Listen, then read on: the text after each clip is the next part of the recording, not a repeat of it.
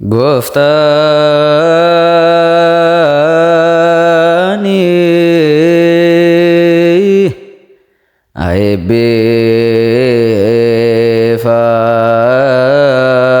aibbefamu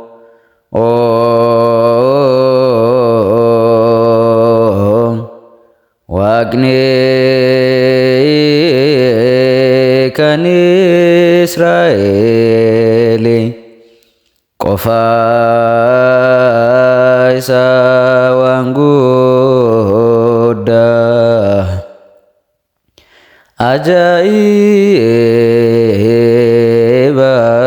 ajaa'ibas kan hojjetu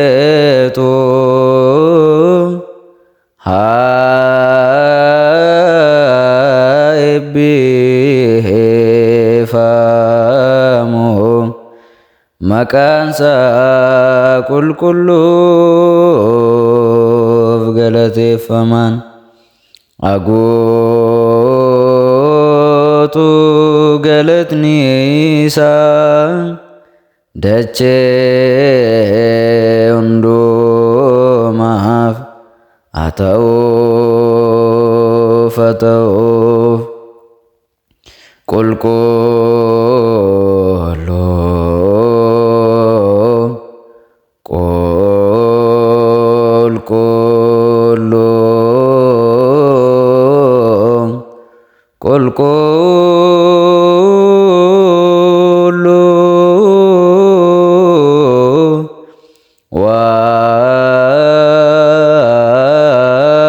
Waaqayyo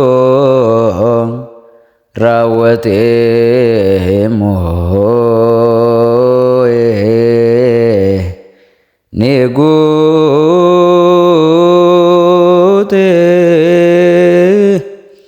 samii fi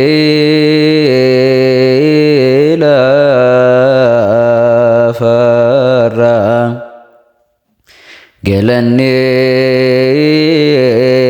qulqullummaa kee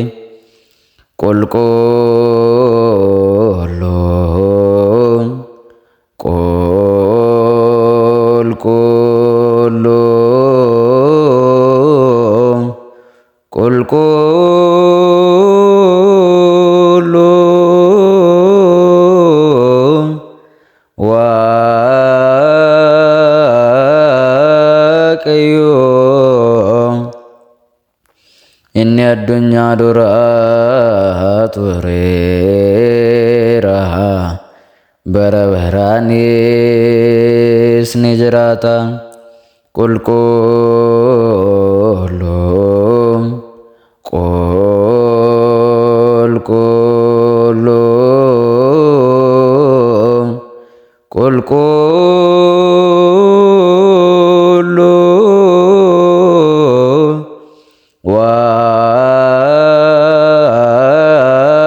Waaqayyo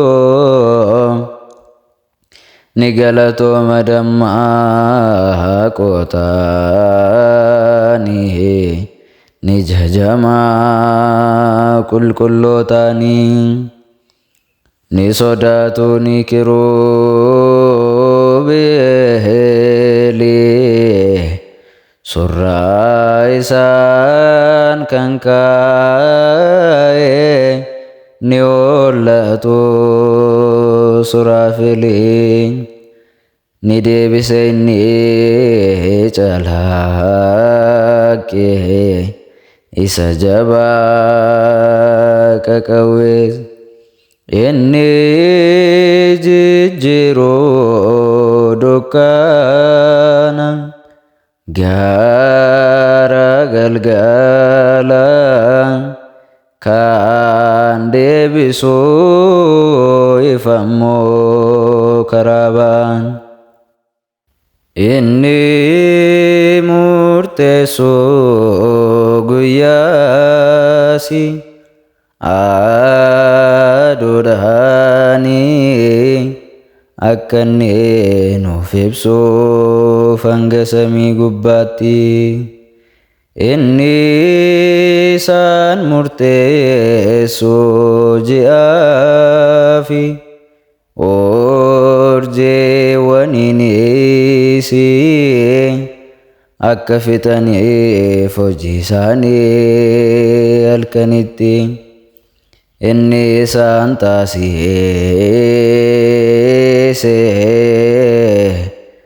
ergamoota isaa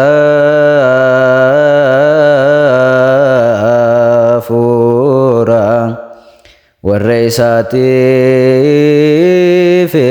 ergamanis labooba ibiddaa ni diriirsee samiiwwani akkuma doonii ni jabeessee dacheessee bishaaniini ni uume Addaamiin akka bifaa fi fakkeenya isaatti Nohi wajjin inni kakuu gale inni waame Abrahaamiin ni kakate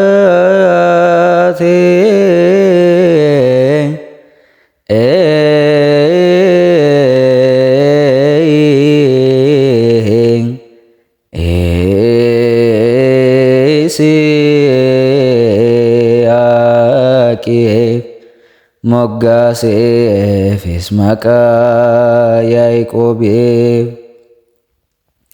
Yoosef waliin gurgurame akka inni safaruuf soora sabaaf inni seera kennee Museetti ni eebbise lubummaa Arooniif ni dibe Daawitiin dibata raajii mootummaa inni raajotatti baafate akka labsaniif jecha isaa uummatatti kan galateeffatan ergamoonni kan jajatanii aangawoonni qulqulluun akkuma yeroo jalqabaa giddu gidduutti gala.